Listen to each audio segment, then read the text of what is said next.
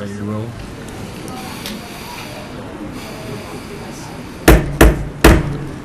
January 14th, 2015 meeting of the school committee will come to order. As is our tradition, please join me in pledging allegiance to our flag and our country. I pledge allegiance to the flag of the United States of America and to the republic for which it stands, one nation, under God, indivisible, with liberty and justice for all. Just a few additions on the agenda and a couple of sequence changes. Under Chairman's report, I'd like to do 5-year financial projections first, which is first. Second, I'd like to talk about the budget planning meetings that we've had with the Board of Selectmen Chair and the Warrant Committee Chair and the outcomes of those two meetings. Next, I'd like to talk about the fiscal 16 budget cut and reduction list, and then fourth, do town school consolidation committee.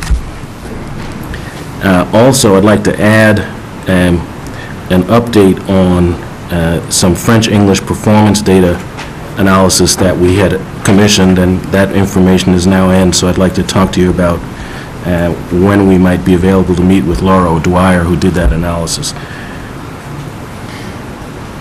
Yes? One other thing, Mr. Chairman, could we defer the Transportation and Traffic Subcommittee report until the next meeting when Ms. Bagley-Jones will be here? Certainly.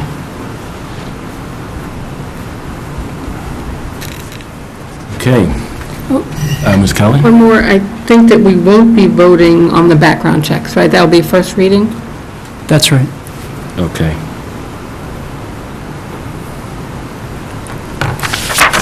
Great. Maura, I think we have some people for citizen speak.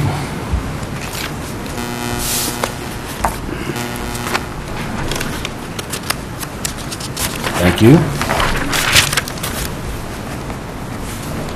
First, we have Philip Johanning. Did I get that right? Yes. Come on up. Just state your name and address, if you would. Welcome. Thank you. I'm Phil Johanning. I live at 23 Parkwood Drive in Milton. I attended the Selectmen's meeting last night where there was a discussion of the new financial system that was being proposed for the town.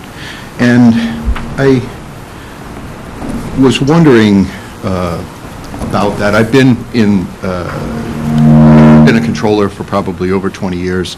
I've been in finance, accounting, treasury, financial planning for 35 years. And one of the things I know about financial systems is that you don't just put them in. Usually it involves a consultant. Usually the consultant is fairly expensive. And the reason why you need a consultant is the systems are fairly complicated and no one in the organization knows how to use them. And so in order to prime the pump, a consultant is usually involved at fairly high cost. I was also concerned about the cost of the systems themselves and the ability of the town to afford that kind of expenditure of about $250,000. So I guess I started thinking about what other options might exist that did not seem to be evaluated during the study. And one of them is outsourcing to large companies like IBM, Xerox, etc. These companies already manage a lot of the administrative functions for towns and cities across the country. And so, additionally, there's usually a one-time setup charge, but it's usually less expensive than hiring consultants to implement accounting systems. The nice thing about having someone do it outside the town is that all of the, let's say, accounting systems that would be required to provide the horsepower are maintained by that company. So, you know, having someone like IBM maintain servers, cloud access, et cetera, is really a big plus. I've been involved in several of these transitions, I'll call it, and I know that I've never seen it done without a consultant from one of the very large accounting firms. I currently work at a startup, a small startup. In the last 5 years, we've gone from $8 million in sales to $25 million.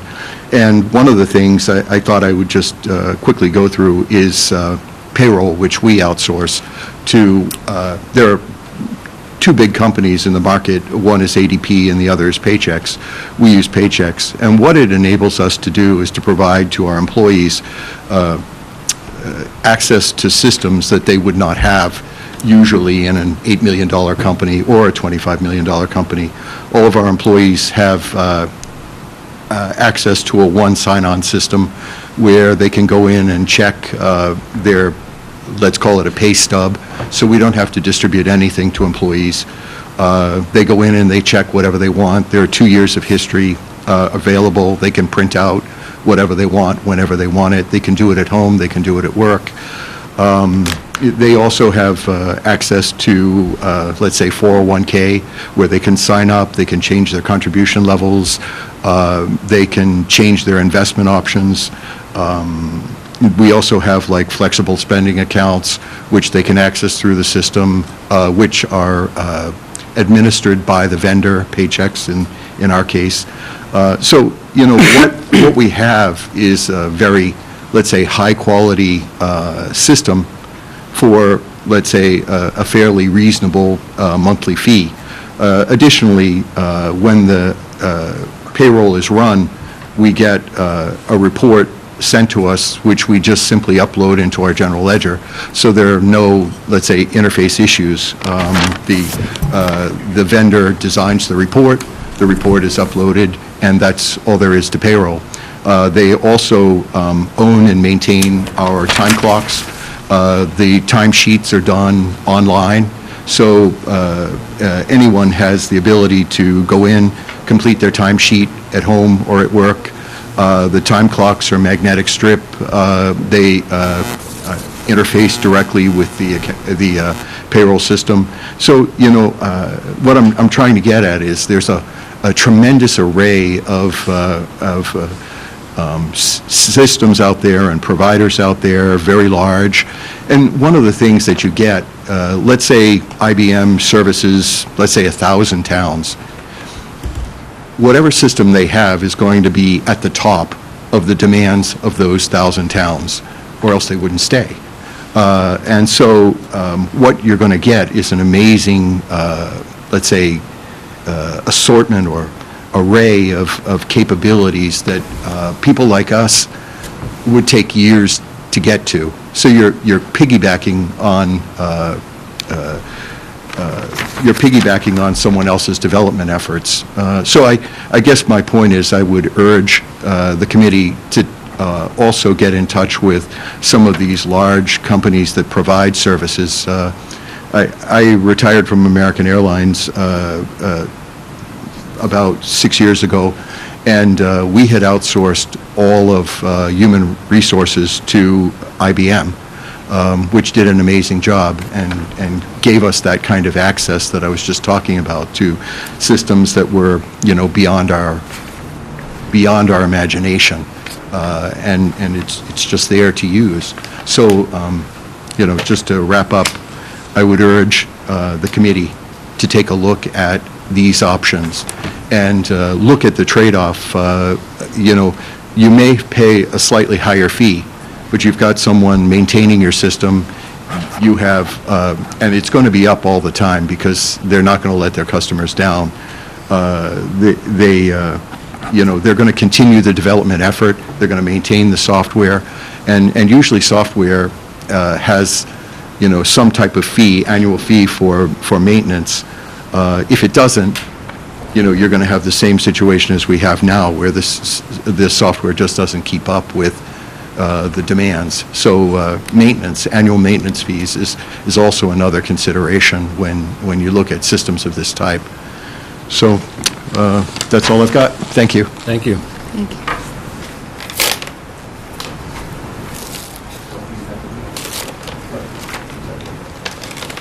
Rabbi Benjamin?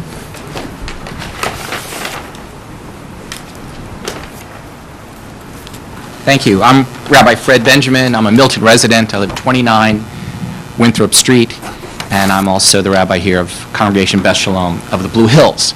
So I'm here, thank you for encouraging me to come, to invite the entire Milton community to Monday night's annual celebration of the life of Reverend Dr. Martin Luther King Jr. It's going to be at 6:30 to 8 o'clock at 180 Blue Hill Avenue. That's now the Concord Baptist Church. It's sponsored by the Milton Interfaith Clergy Association, where I'm a proud participant. And this year, our theme is getting past initial impressions.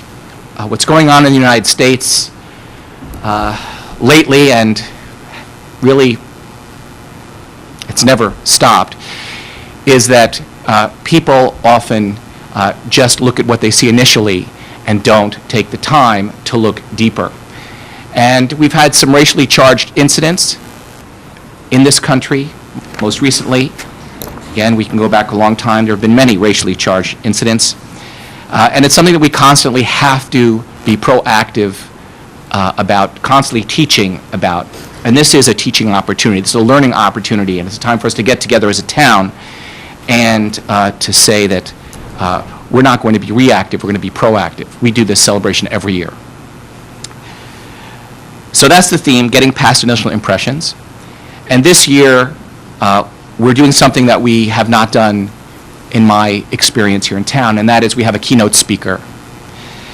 So the Milton Interfaith Clergy Association, we approached Chief Wells. We thought it would be really important for him to speak to the community about how important it is that the Milton Police, how much they take to heart the idea of creating relationships, positive relationships with the town that we are so proud about regarding its diversity, how they teach this, they value it in how they relate to their new officers, in their relationships to all of our community members. And then Chief Wells suggested, you know, we have 4 people from the Boston Police Department who happen to live in Milton, and Chief Wells was able to get in touch with Superintendent-in-Chief William Gross of the Boston Police Department. He is second in command. He's a Milton resident, and so Chief Wells is going to introduce him. We just found out that he's agreed to speak just last week. And I think it's really important for people in this town who might be concerned about what's happening to not just sit at home or talk to their friends and shry about it. That's a good word, shry about it? Or is that just too Yiddish for anybody? Into the wind, but to say it's time to respond, to learn, and to grow. And so I really do hope that representatives of this group, the whole town, come out to the Concord Baptist Church and let's make positive change happen.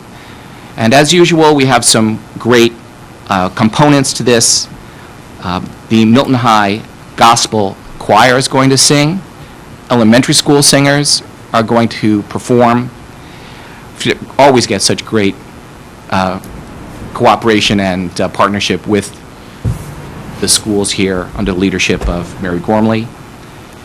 The entire sanctuary, entire building is going to be, I would say, festooned with artwork from all of the schools. We put that up so people have a chance to walk around. Artwork, essays written on this theme, getting past initial impressions. And also this year, there'll be a piece of artwork from the Milton Academy. We're very happy that they've decided also to participate. Our private schools, St. Mary of the Hills, St. Agatha's, as always, they'll be sending artwork and also their liturgical dancers from St. Mary's. And the diversity group from Milton High is going to make a presentation. We are going to announce the 4 winners of our annual scholarship that the Milton Interfaith Clergy Association gives out to 4 students to attend a leadership summer program, and then it continues throughout the year. That's sponsored by the INIT program that was first with the ADL, but it's now under the umbrella of the YWCA. And it's a leadership program about how to deal with issues of diversity in your community. We've been doing that for many years. Our selectman, our chair of selectmen, Katie, is going to read the No Place for Hate, lead us all in the No Place for Hate resolution, and also a proclamation by the selectmen. If you were there, I guess they approved that last night at the meeting. And for those who know and love Father Peter Casey at St. Agatha's, for many years he has put on his parable puppets. If you've never seen this, you must come, and this will be his last year of making a touching, genuine, heartfelt message by using these huge puppets. Have you seen them? I have. Is it a winner or what? It's wonderful. It's wonderful. So it's really something for everyone. If you just want to come for the food at the end, okay. But I really do hope that we have an especially powerful turnout because we're doing a lot of the right things here in Milton. And let's keep it that way. Thank you. Thank you. Thank you.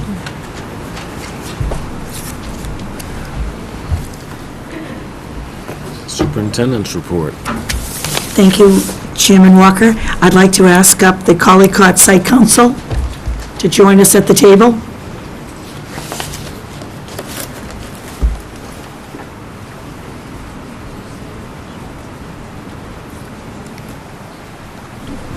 And I would ask Principal Holly Concanon to do the introductions and welcome.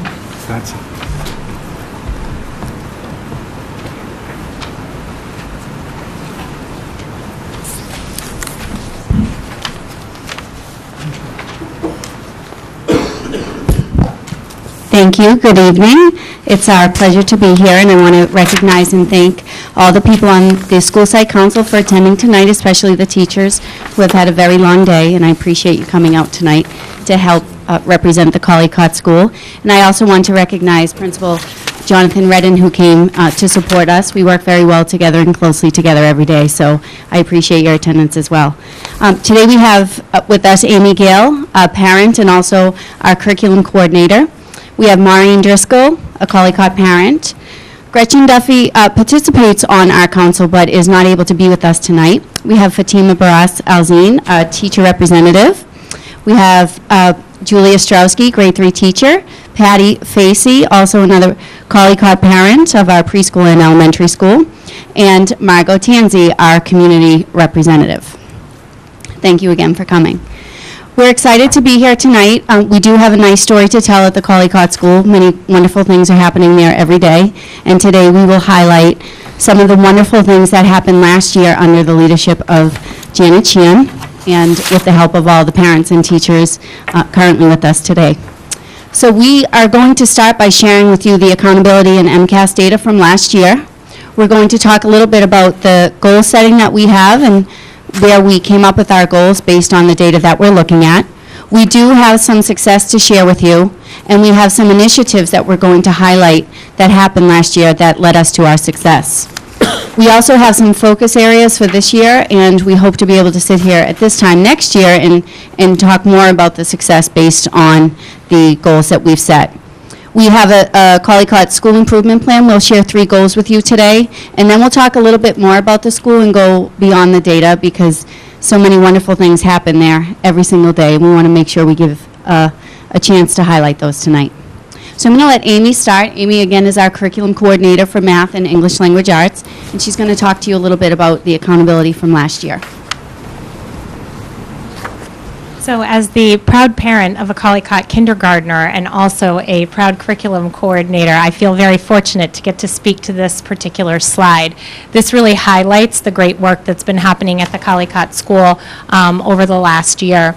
You'll notice at the top where the big red arrow is that it says 93. The Collycott School is in the 93rd percentile of all elementary schools in the state of Massachusetts, meaning we performed better than 93% of the schools in the state, which is a really, really high mark for us. You'll also notice at the very top left-hand page of the top left-hand side of the slide, we are a level 1 school. which is, again, a nice feather in the cap of the Collycott School. Looking down the chart, you will notice that there are 4 blue lines. These blue lines represent our performance. The red dot on each line represents the target of 75 Progress and Performance Index points, and you'll notice in all cases the Collycott School has surpassed the 75 as the mark. This is true for all of our students, but then also for the 2 subgroups that we have at the Collycott School. The high needs subgroup, which is made up of our English language learners, our special education students, and our low income students, and also we have another bar for our students with disabilities.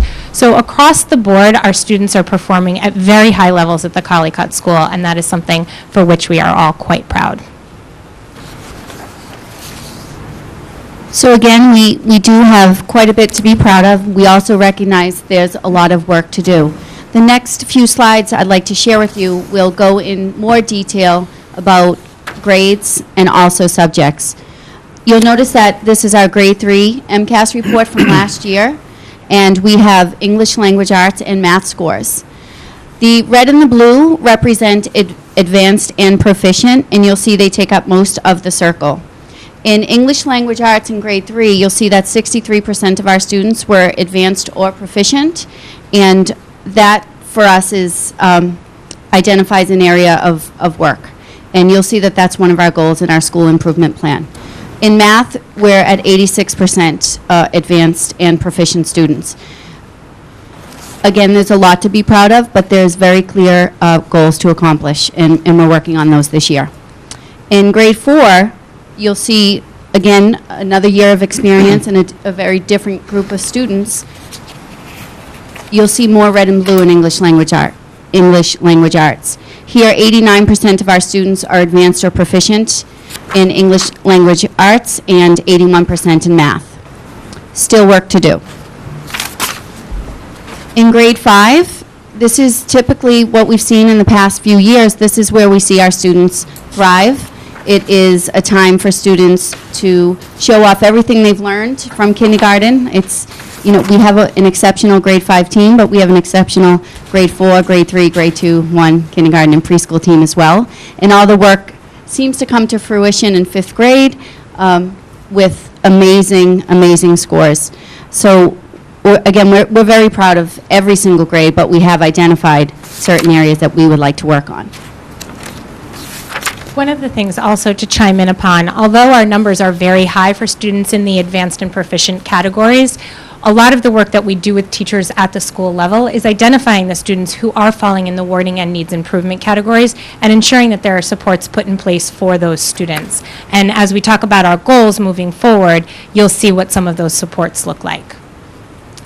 So before we move to the next slide, I just would like to point out again, very high numbers of advanced and proficient with 89% in English language arts and 88% in math. So again, we have great numbers in those areas. Again, we're looking at all parts of the circle. The next circle for grade 5 represents science, and the red and the blue, the combination of the two colors decreases here. 67% of our students are in advanced and proficient, 32% in needs improvement, and 1% in warning. So I want to highlight here, although we do see more students in the needs improvement and the warning, it should be noted that the Collycott did earn extra credit points for decreasing the number of students in the warning and failing category in science. So again, you will see science on our school improvement plan, but we are seeing progress. Again, we did receive credit for moving students out of warning and into the other categories. So you will see this also in our school improvement plan. So Maureen's going to talk a little bit about some of the success behind the data in those circles. So I get to talk about the success. Collycott Elementary School performed better than 93% of all elementary schools in Massachusetts. We're a level 1 school exceeding PPI targets in all areas, including high needs, subgroup, and students with disabilities. 78% of all students were proficient or advanced in English language arts. and 84% of all students were proficient or advanced in mathematics. The median student growth percentiles fell well above typical at 67% for both math and ELA, and typical growth for any students is between 40 and 60%, and ours was 67%, so this was really a great number. All of our students consistently received extra credit PPI points for narrowing proficiency gaps. High needs subgroups consistently received extra credit PPI points for narrowing proficiency gaps in mathematics. And our students with disabilities consistently received extra credit PPI points for narrowing proficiency gaps.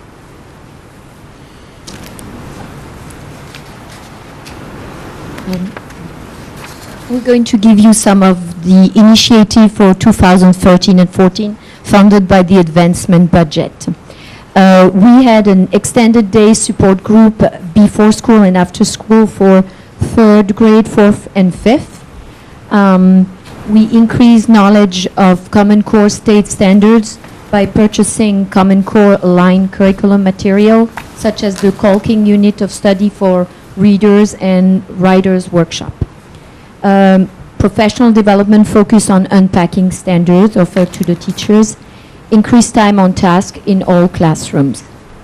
Grade level facilitator supported analysis of math data to inform instruction, utilizing specific data-driven protocol, an opportunity for to develop teachers leader.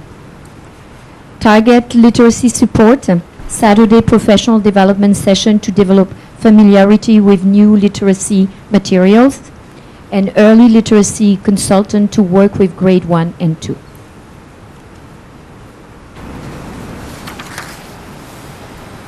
So thank you, because it was because of the advancement budget that we were able to implement many of those initiatives. So for this year, we definitely have some focus areas. We have some work to do. And the first step is to focus on science and have a full implementation of the new science curriculum with the addition of new common unit assessments. This week, grade 3, 4, and 5 teachers participated in professional development from FOSS Science, where they were able to dig deeper into these beautiful new materials, again funded by the advancement budget last year. So now it's unpacking those kits, it's getting into them, and I have to say publicly that I was blown away last week when I spent time in 5th grade classrooms looking at science. It felt very much like attending something at a museum. The materials were beautiful, the books were engaging, and the technology that came along with the materials had every child so interested, and honestly, I would have spent the day there if I could have. They're really being exposed to the highest quality materials. We are going to increase and or modify the targeted supports for students, especially those students in the high needs subgroup. Amy showed you our subgroups, and although we don't have many blue lines, we have many children who fall within those categories.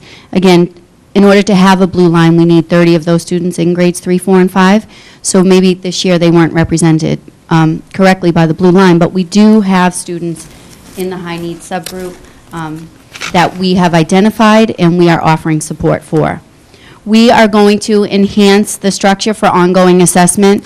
At the beginning of the year, I remember sitting right here and saying that I was amazed at how much had been completed so far this year.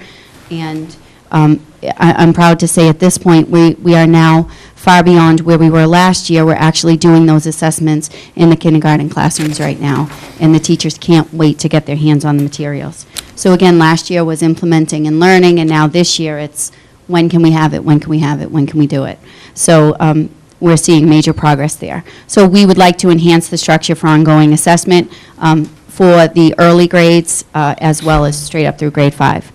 We would like to increase achievement in all areas with special attention to the students in the low-income subgroup. We have identified students in need of support, and we're offering that in as many ways as we possibly can by inviting students to work with teachers in small groups before school, after school, and possibly to participate in our Saturday Scholars Program, which will start in January. And our hope is to move students, more students, into the advanced categories in English, language arts, math, and science, technology, and engineering. So Patty will talk to you a little bit about our first goal, and that will be to improve science.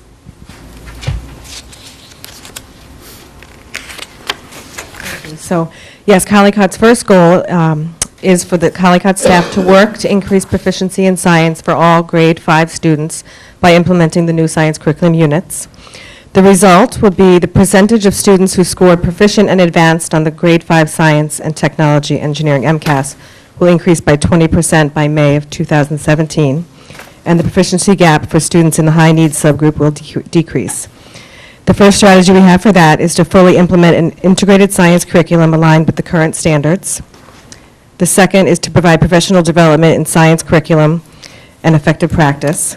And the third, to develop common science assessments and writing prompts for science notebooks. And the fourth is to increase the presence of technology in all classrooms. And we'd like to thank the MFE for providing the smart boards. Every classroom has a smart board at Collycott now. And the K-2 students have the iPads to use, and the grades 3 to 5 have Chromebooks. So it's very helpful. Hello. Our second goal on the school improvement plan is to improve literacy. The goal is to provide appropriate targeted intervention and instructional practices early and often to increase reading proficiency in all grades. We will work toward every student reading proficiently by grade 3. The result will be the Collycott School will increase the amount of students in the advanced and proficient categories and earn extra credit on state testing. So you can see the 5 strategies up there. The first one is to fully implement Reader's Workshop. And speaking as a grade 3 team member, I feel very fortunate this year to be working very closely with Martha Winokur, who is an outstanding resource and wonderful coach, and has provided a lot of support to our team in getting Reader's Workshop off the ground. The second one, to provide small group intervention during the school day.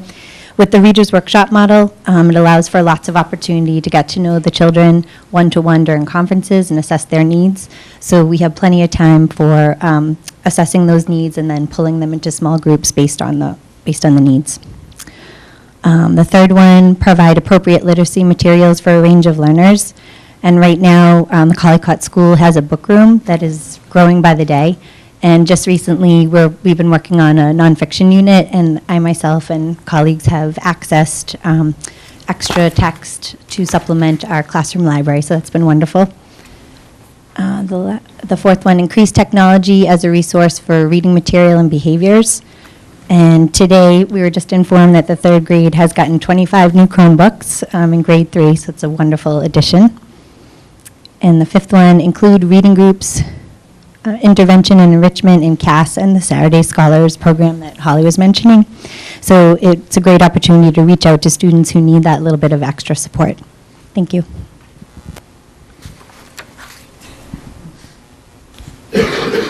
Hello. Our third goal is around support for the development of the whole child. This is goal 3. The goal for Collycott staff will be to work to provide instruction, intervention, and extended programming to support academic, social, and emotional growth for all students. The result will be that the Collycott will be a more inclusive school.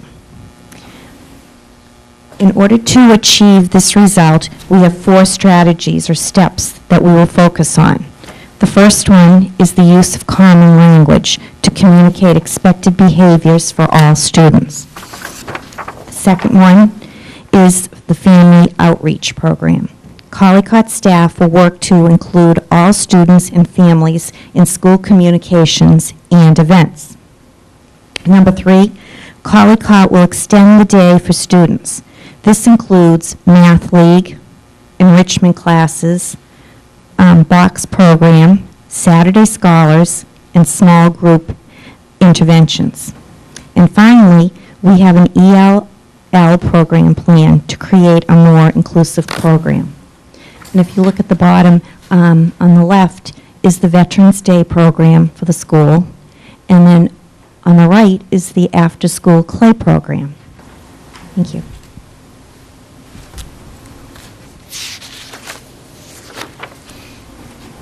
Thank you all. The Collycott is a very special place, and we talk often at school committee about data and about MCAS and about what's happening for our students in grades 3, 4, and 5. But it's important to recognize that the Collycott houses many unbelievable programs for students of all ages.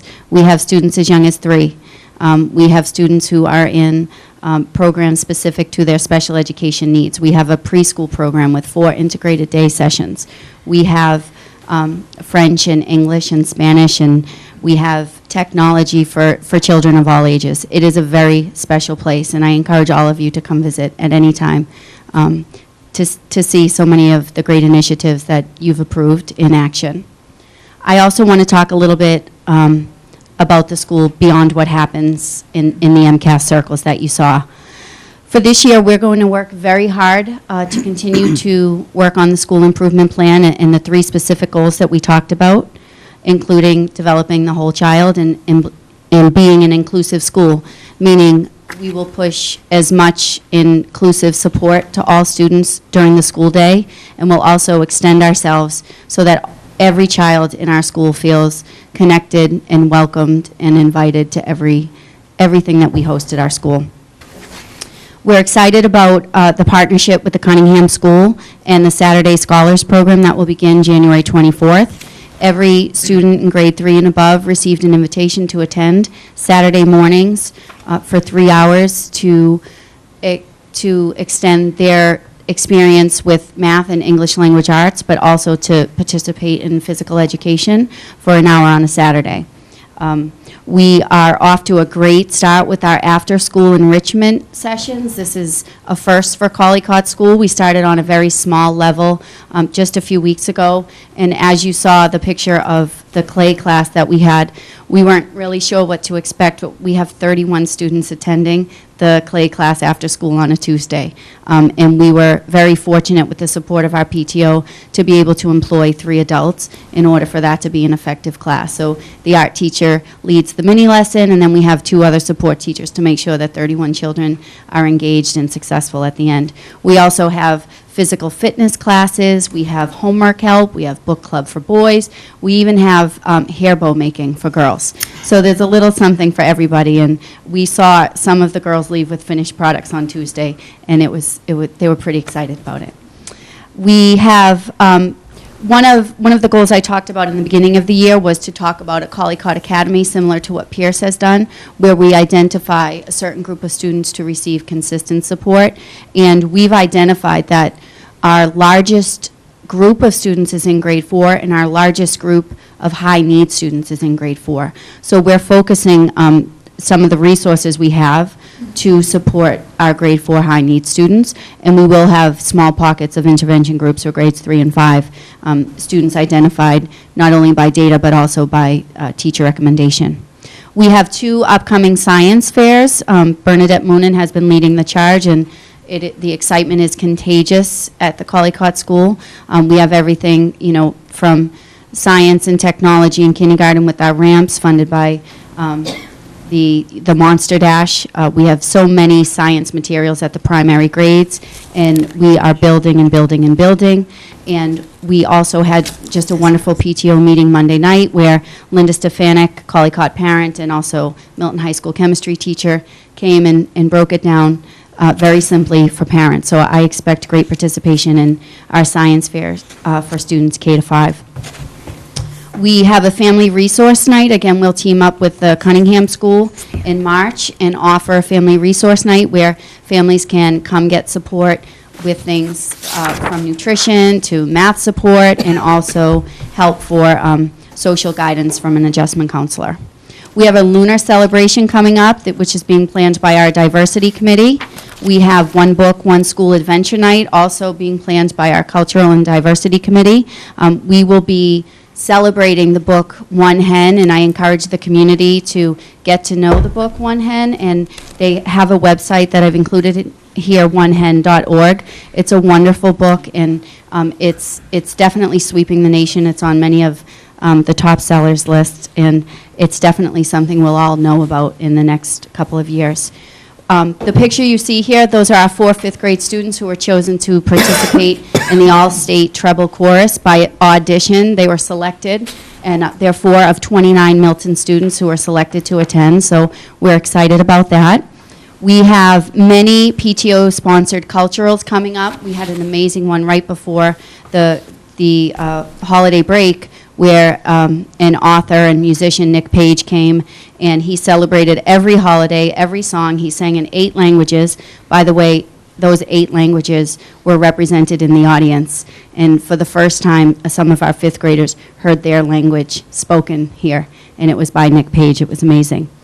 We have many field trips coming up, again, sponsored by our PTO. We'll have some field days in the spring.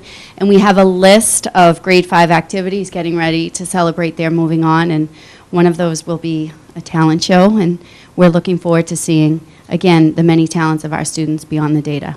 So I'm very, very proud of the work that's happening. I'm thankful for the leadership of the superintendent and the assistant superintendent. Especially, I want to recognize Shan in supporting me making the transition as principal of such a wonderful school. It's easy to sit up here and present such wonderful data, and I applaud you for putting together this team and the amazing staff at Collycott. So thank you. Are there any questions?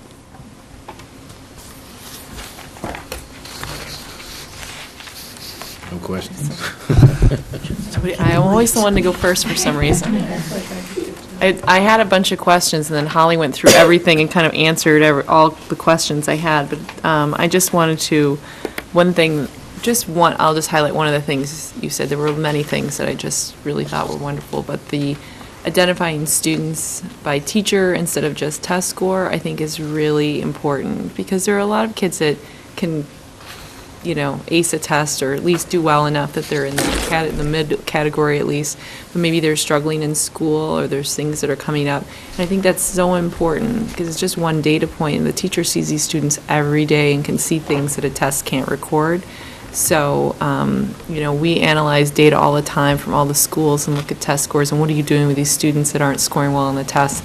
But we rarely talk about those students that the teachers can identify as someone that they're struggling a little bit now, and if we can identify these problems now and help them now, for later on, it'll just be really, solve major problems. So I think that's just fantastic that you look at that as well.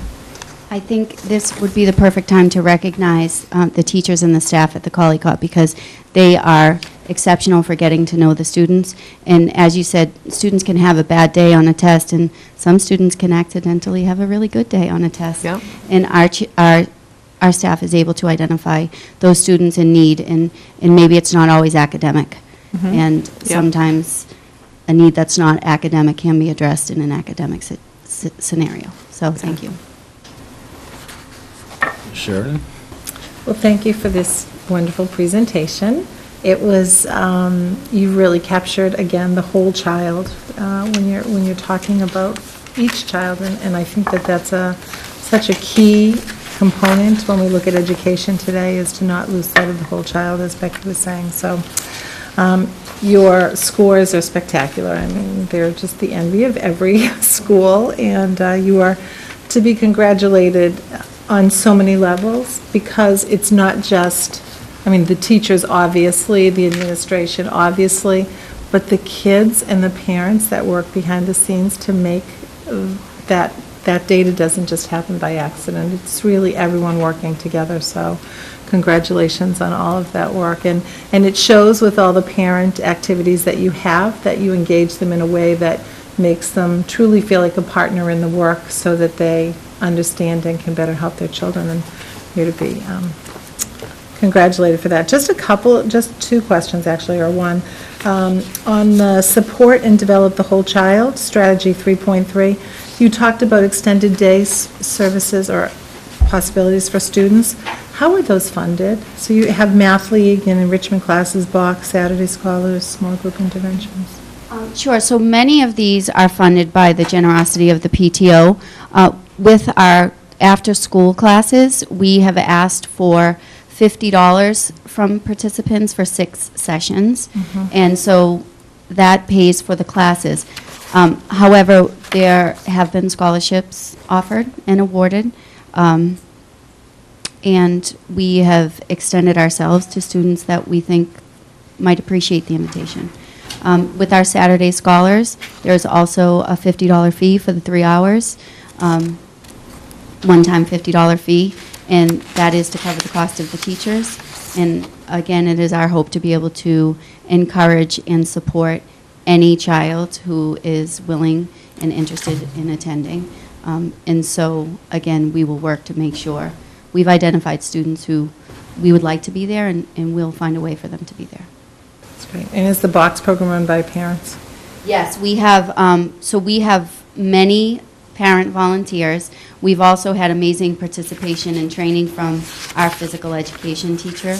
We have a parent now who's just finished the Reebok training and is certified, and he's ready to take that over completely without the guidance of Beth Fahey, although we all would love to see her there as well because she has an energy that is contagious. But the parents have picked up on that and are very equipped, certified, and prepared to run the program. And that's after school or before school? Our box program is run Tuesdays and Thursdays before school. It starts at 7:15, as does Math League. The spring session for box is about to begin. We just finished up the winter session, and everybody who wanted to be involved was invited and welcomed. We had plenty of room. I hope to be able to say the same for the spring, but it is a great way to start the day. Children seem to be happier. We also serve a nice healthy snack after box before they enter the school day.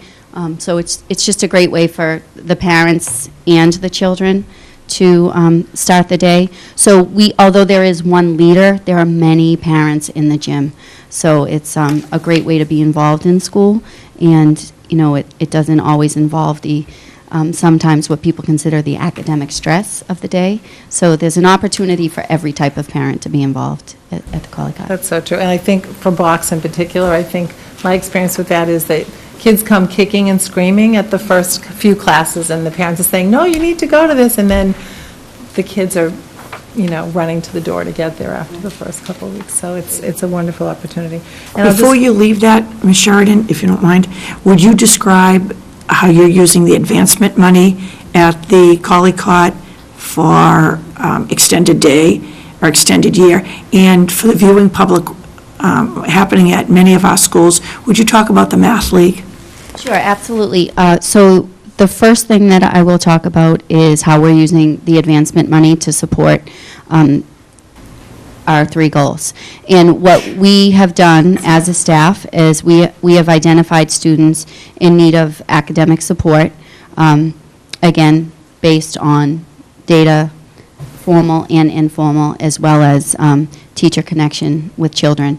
And we are right now putting together intervention groups that will happen either before school or after school at no cost to the students. So although our Saturday Scholars Program, we are looking for a fee of $50, the work in the small groups that will happen for targeted students is at no cost. So certified teachers who are well prepared with curriculum materials with the support of our curriculum coordinator will be able to support children who are in need of extra support. And we'll be using our advancement money that way.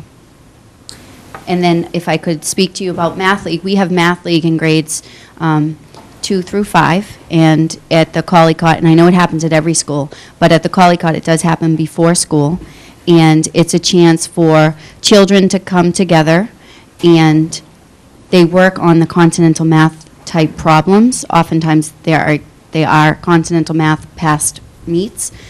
Sometimes the facilitator will use other materials, but typically it's the continental math problems from past meets. And what happens is the children come together and they have an opportunity to look at somewhat challenging problems and figure them out together. They struggle, they talk about it, they draw pictures, they struggle some more, and they typically find the answers before all the adults in the room. And I always challenge the children when they leave feeling somewhat defeated at a challenging problem. I ask them to go home and ask their families to see it, because most adults do struggle. It's just a way of training your mind on how to solve problems. And what I've noticed for as long as I've been a math curriculum coordinator in Milton is that the students who attend Math League always outperform students who don't attend Math League for the obvious reason that they're spending more time on task. And they're doing it in a fun environment. There's often laughter. There's often, this feeling of victory when they're able to complete the problem. And there's a chance to talk about it. And when you talk about math and you struggle with math and you draw math, you understand math. And when that happens, you then enter the Continental Math Meet experience with a much different confidence than someone who hasn't had that experience. We do give the answer keys to any parents who are interested in volunteering. You'll have them the night ahead of time. And there's often a sign of relief when parents receive those. But it does make a big difference. Again, it's another opportunity for parents to be involved. You don't have to be a mathematician. You just have to be willing to facilitate children learning. And I just had one final thing. I'm thrilled that you're doing One Hen. That's a great book, and the author is a local woman. Is she going to come? So I will She's give at full my credit school, so I can't give you credit. to planning the night, to our cultural committee. They do an amazing job. This has been in the planning process for over a year. The book was chosen far before the unveiling, which happened in the fall at our One School Night, which, again, the Cultural Committee put together. And there was also a subcommittee of One Book, One School who had a fundraiser at the Boston Winery where it was sold out. There actually was a waiting list for tickets. And that night, the book was announced. And every student in the Collycott School will receive a copy of the book. We have many activities planned to support the book leading up to the Adventure Night. And during the Adventure Night, there'll be activities all over our school to support the book. Last year, the Adventure Night was the Rick and Dick Hoyt Boston Marathon book. So the theme was the marathon, and there were activities in the cafeteria, the gym, and different classrooms. We expect the same, and that it will all support One Book, One Hen. And we did have authors last year. My hope is that we will this year. If I can help you make that connection, I'd be happy to do that. She's been to my school. Thank you. Mr. Zulus?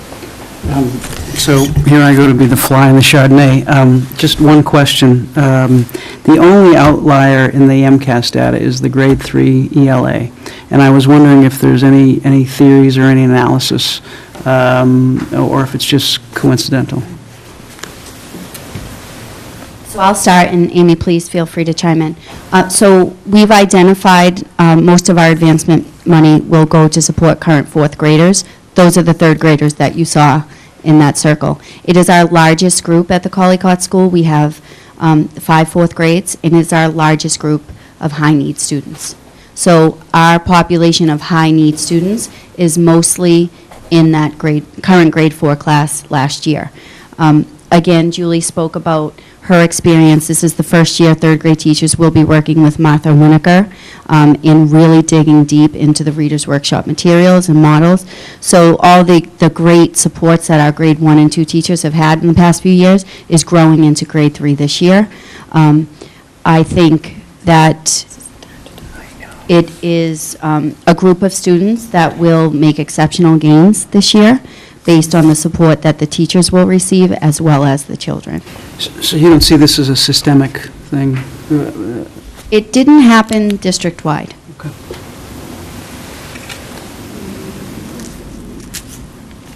Ms. Keller?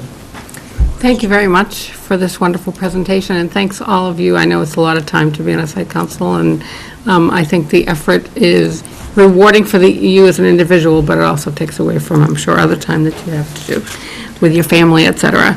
I just have one question. On the initiatives, you said you increased time on task in all classrooms.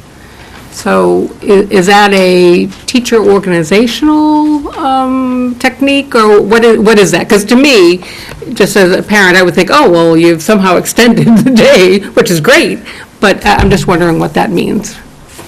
There are a few things that are happening systemically. Number one, the announcements happen as soon as they possibly can in the morning. School starts at 8:20. Students are in front of their lockers with books until 8:20. At 8:20, they go into their classrooms. I do the announcements right away, and instruction begins as soon as they're done. During the announcements, we have a shared theme every single week, and this is the time for us to use common language about expected behaviors that Margot talked about. So during that time where we share the theme of the week and the expected behaviors, we set a tone for the school week. And we set a tone for all students using common language about behavior, discipline, and also their work ethic. So we're setting a tone that there is a high expectation for student behavior, quick and quiet transitions, being prepared. So we are creating an environment where students know that they're expected to do well and they are expected to do work. We've also made the most of our snack breaks by way of snack tasks. Although, students still have that time for a mental break and a snack in the morning before lunch, it's usually guided by some sort of task. So the time is limited and it is well planned.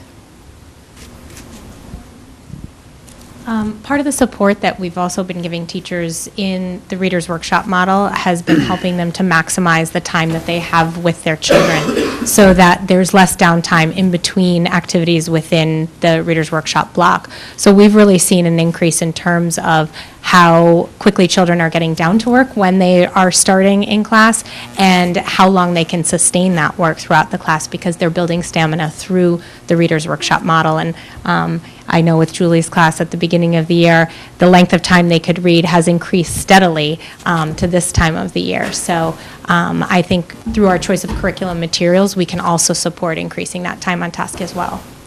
That's great. And then the one other question I had was around the preschool and whether the are the parents from the preschool involved with like the PTO or the site council? And you have a huge number of families that you're overseeing, and just wondering if those connections happen or whether it's an opportunity maybe in the future.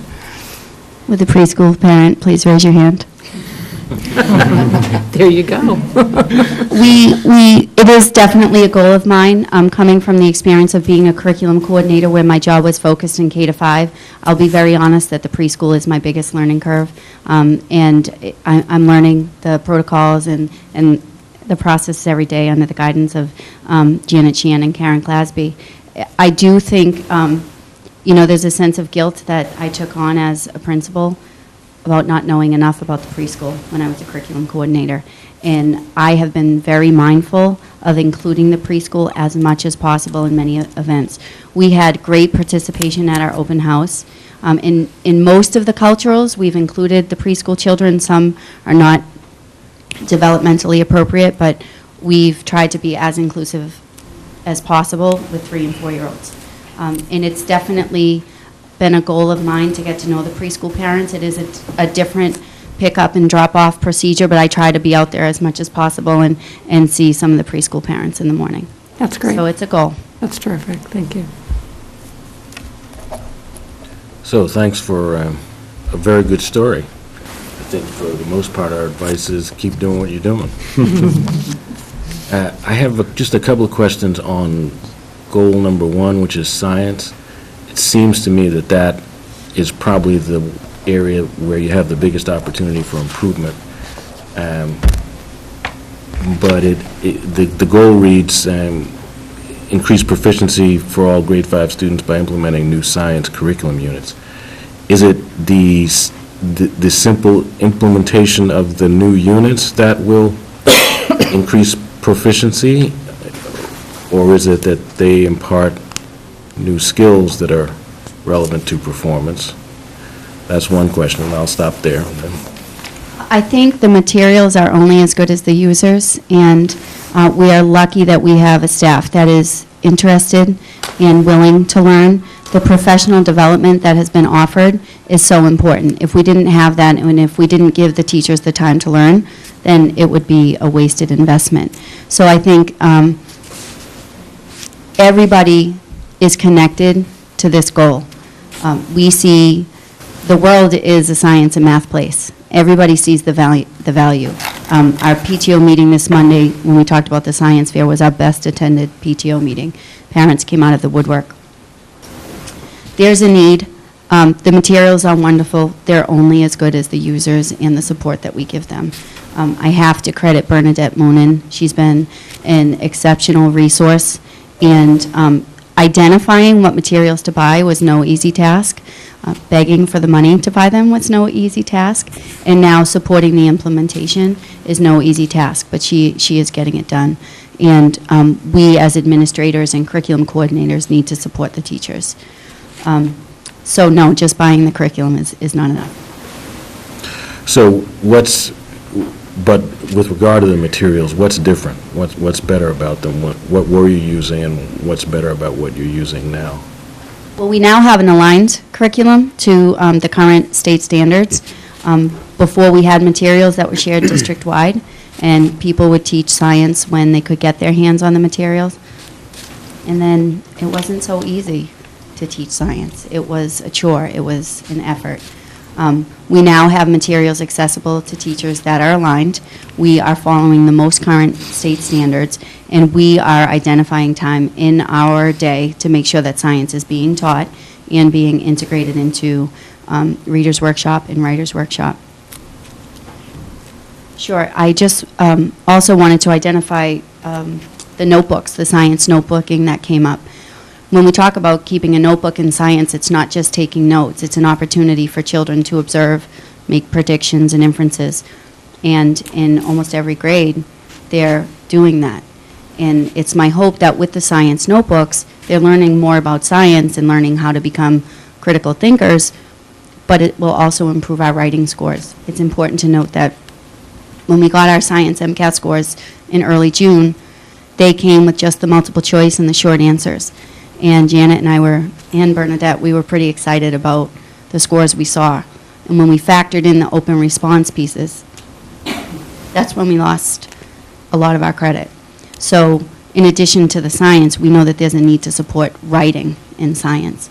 So taking time to use those notebooks and to write about the material that we're learning about is so important. When I observed in the 5th grade last week, I was amazed by the way the children were talking to each other and the vocabulary that they were using. They weren't spitting out words that they had studied or looked up and defined in a glossary. They were words that they were experiencing. And the practice of that in the classroom was amazing to watch. Just to add to that, the prior science curriculum was really based on students reading about science and looking at pictures and graphs, and that was all great, but the kids weren't doing science very often. If they had a teacher who was particularly interested in science and could come up with some experiments that really supported what they were learning about, they did some of that. The real great advantage to the FOSS curriculum units is that the children are doing science. They're doing the work that scientists are doing. And then they're writing lab reports just as scientists write. So that they're engaged in the materials in a way that they never were before. And we're really seeing an increased enthusiasm and excitement from the children around this. And even on my end, from the literacy piece, I'm seeing kids really looking at pieces of text about science very differently now, because there's a deeper understanding of the content behind it, because they're spending more time doing science as opposed to reading about it. And if I might, now the advancement budget that Holly's outlined and we talk about every week at this table enabled us to purchase the FOSS kits for grades 3, 4, and 5. Where historically in the Milton Public Schools, we would be able to purchase a grade level a year. And as I listen to you, I analogize it to the school building project that was such a success. To me, from my point of view, listening about science in the Milton Public Schools, 3, 4, and 5 teachers are all in it. So you're not the 5th grade teacher saying I have to wait 2 years till the budget allows that they can purchase the science materials. This is a 3, 4, 5 synergy around science. The consultant came in from the Midwest, and the feedback that I get from professional development They attribute the success of this first year to this consultant. Teachers are still corresponding with the consultant online. She spent 3 days. It was an opportunity to bring all the third grade teachers district-wide, and then the fourth grade teachers and the fifth grade teachers. So the implementation has been contagious, and it's a district-wide initiative. And that wouldn't have happened without the advancement funding.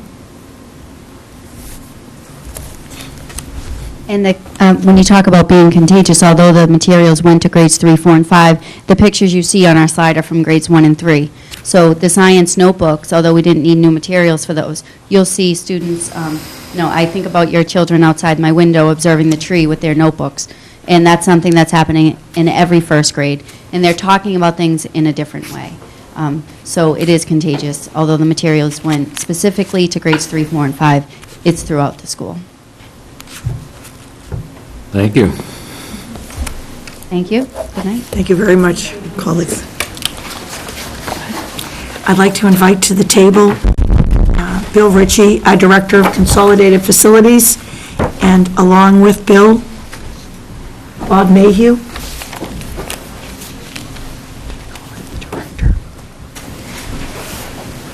Welcome.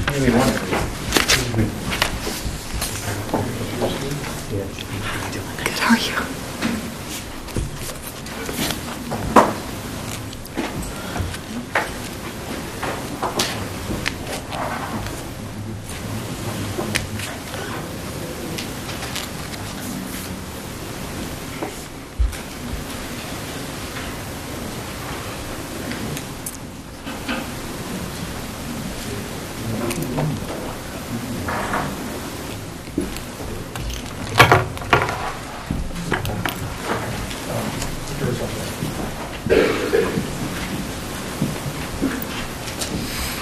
Hello, everyone. Hello, Bill. Good, thank you for having us.